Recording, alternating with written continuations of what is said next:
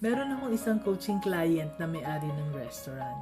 Nasa-sales talk siya ng isang ahente na nagbebenta ng POS software. Sabi ng ahente, dadali ang trabaho mo. You will have more time for yourself and your family. You will avoid yung pangungupit at pagnanakaw ng mga tao mo. At mamamonitor mo ang stock inventory mo para wala ka ng run out. After 1 year, walang nangyari. Tanong niya sa akin, bakit ganyan, Mami En? Akala ko yung POS sagot sa mga problema ko.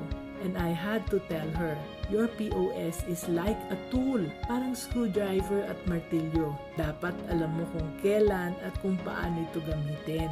Tama yung sinabi ng ahente, malaking maitutulong nito sa iyo. Pero dapat umpisahan mo muna sa business strategy mo. Pag malinaw na yung business strategy natin, dyan mo na gamitin ang POS ng tama. Mas madali ang pag-grow ng business when business strategy is combined with technology. Kaya be business-minded, Pinoy.